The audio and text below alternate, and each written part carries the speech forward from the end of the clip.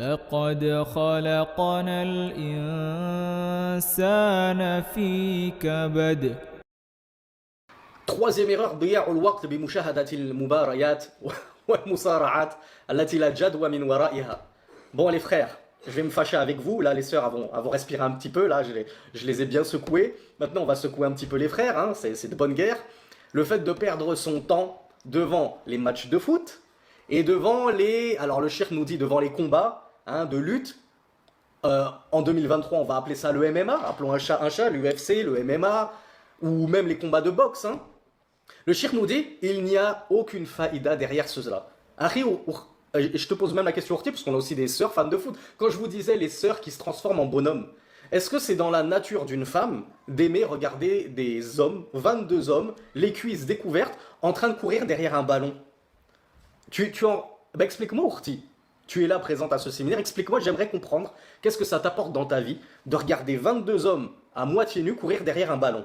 Tu as gagné quoi? Est-ce que ça t'a appris à faire les pâtes carbonara que ton mari te demande depuis 14 ans de mariage?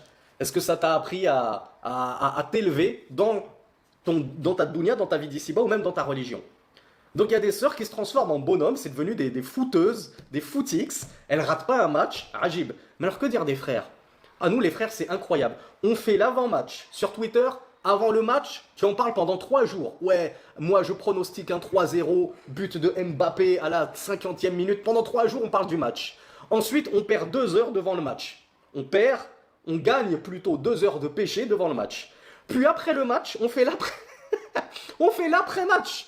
Pendant 3 jours, on va parler du match. Ah ouais, mais il y avait penalty, qui est d'accord avec moi? Ouais, l'arbitre, il a été... Soprano. Donc, en gros, t'as passé une semaine entière pour 22 joueurs courant derrière un ballon. T'as perdu toute ta semaine. Alors que t'aurais pu en profiter pour étudier la science qui te rapprocherait d'Allah subhanahu wa ta'ala. Et pareil pour l'UFC. Mes frères, est-ce qu'il faut vraiment qu'on parle de l'UFC? Deux bandits qui se battent en caleçon. Les frères, ils sont à fond devant Khabib. On dirait que Khabib, c'est... pas un prophète, mais le Mahdi ou le représentant des musulmans, le guide des musulmans. Ah, il y a le frère Mahidou qui ne sait pas c'est quoi l'UFC. L'UFC, c'est le MMA, c'est le Mixed Martial Art. C'est comment on appelle ça, les combats où tous les coups sont permis, en gros, dans un octogone, dans une petite cage. Donc les hommes se tapent à mort comme ça, se bagarrent jusqu'au sang, jusqu'à ce que l'autre abandonne, ou qu'il soit arrêté par l'arbitre parce qu'il est tombé dans le coma, il s'est ouvert l'arcade, il a le nez en sang, il s'est décroché la mâchoire, etc. Bref, c'est Rasulullah sallallahu alayhi wa sallam qui nous a interdit de frapper au visage. Juste une baffe à ta femme ou à ton fils, t'as pas le droit. T'as pas le droit de toucher le visage. Là, c'est pas frapper le visage. C'est la règle, c'est tous les coups sont permis. En boxe taille, moi qui ai fait de la boxe taille justement, les coups de coude, les coups de genoux sont autorisés. Tu imagines un coup de coude en pleine bouche? Vous imaginez un petit peu le dégât que ça fait? Et il y a des frères qui regardent ça. Donc ça c'est illicite. Et tu as des frères qui regardent l'illicite. Ça les chauffe encore plus. Combien ne sont pas allés s'inscrire dans des salles pour eux-mêmes pratiquer le MMA? À la limite, les plus licites d'entre les frères, les plus sunnats d'entre les frères, ils se sont orientés vers le JJB. Puisque là, c'est que du combat au sol et des clés, etc. Et on ne porte pas de coups, tant mieux, alhamdoulilah. Mais ceux qui virent à la boxe, au MMA, les vrais combats, eh bien, c'est des ravages. C'est des ravages dans notre Ummah. Et on perd des heures comme ça à regarder ces combats illégaux. Pour ne pas dire soi-même que l'on pratique ces combats illégaux, avec en plus des récompenses à la clé. Vous regardez ces matchs et vous vous prêtez à rêver. Hein, il était parmi nous, un grand footballeur connu, visiblement était parmi nous hier.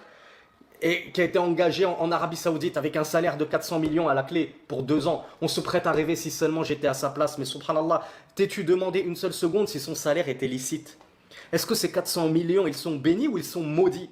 Est-ce qu'on a le droit de prendre de l'argent pour du sport haram?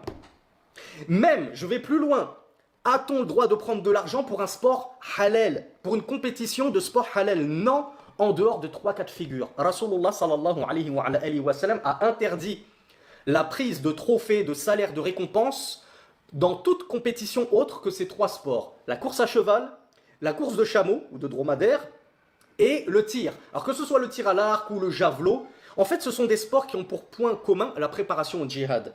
Donc le foot, le basket, le tennis, la natation, tout ce que vous voulez, tout autre sport, eh bien tu n'as pas le droit de prendre un trophée, une récompense, un salaire dans ces sports-là. C'est pour ça que je vous disais, vous allez voir, on va évoquer des choses auxquelles vous allez vous dire, mais subhanallah, on ne le savait même pas, j'ai jamais entendu. J'ai jamais entendu que le foot c'était haram, le foot professionnel c'était haram à cause de tout ce qui découle de salaire, de promotion de l'illicite, etc., etc. Donc comme le shir a raison, combien d'heures n'avons-nous pas perdu à supporter des joueurs de foot qui ne connaissent même pas ton existence? Tu as presque fait de Messi, Ronaldo, Benzema ton dieu, des idoles que tu vénères, tu les aimes plus que tout, tu les placardes, tu placardes leur affiche dans ta chambre, ils ne savent même pas que tu existes, ils ne savent même pas qui tu es. Et tu rêverais d'être à leur place, subhanallah. Tu rêverais toi que tout ton salaire, tout ton argent soit haram. Tu aimerais à chaque match prendre des dhounoub, des péchés parce qu'on voit ta cuisse, parce que tu as raté l'heure du maghrib, etc., etc. Parce que tu as un gros sponsor de marque de bière sur la poitrine que tu exhibes fièrement, parce que tu as une grosse croix sur ton maillot. Subhanallah les frères, il faut qu'on se remette en question. Et le MMA c'est encore pire que cela. On est encore loin, loin, loin. Et comme je le disais, il y en a qui ont fait de Khabib, Benzema, et dès qu'il y a un sportif ou une star qui se revendique de l'islam, comme les stars de la musique, DJ Khaled là, ah c'est un musulman, DJ Khaled il est de chez nous. Mais vous êtes fiers d'un DJ? Mes frères, mes sœurs, on en est où? En 2023, on en est réduit où à être fier d'avoir un DJ dans notre communauté? On a dit que la musique c'était haram dans le cours d'hier. Qu'est-ce que vous faut de plus? Vous êtes fiers? Ah, Rihanna, elle s'est convertie à l'islam. Mais qu'est-ce qu'on s'en fiche qu'elle s'est convertie à l'islam? On va être fiers si elle continue de chanter? À l'époque, c'était Manel, une sœur qui avait fait, je crois qu'elle était d'origine syrienne ou je sais pas quoi, qui avait fait Nouvelle Star ou The Voice, je sais pas quoi. Les gens, ils étaient à fond. Les musulmans, ils étaient tout fiers. Manel, elle est de chez nous. Elle porte un turban, elle est voilée. Elle chante des instruments de musique, elle chante Alléluia, un chant religieux catholique, chrétien. Et nous, on était tout fiers d'elle. C'est ça nos modèles. En 2023, c'est ça nos modèles. Des joueurs de foot, des combattants de MMA en caleçon qui tabassent les autres jusqu'au sang et qui prennent de l'argent pour cela en plus. Mohamed Ali, boxeur greatest of all time, the GOAT, le plus grand de tous les temps, subhanallah. Son métier était haram, son argent était haram. C'est ça nos modèles. Je sais plus où ils sont passés, nos chouyours, les sahaba, les salafus salih. La ilaha illallah. C'est triste. Et ça, c'est à cause de quoi? Ben, c'est à cause de toute cette propagande, justement. Les journaux, les réseaux sociaux, les médias, tout ce qu'on regarde au quotidien. Je vous ai dit, nous sommes des éponges. On prend, on se fanatise pour ces gens.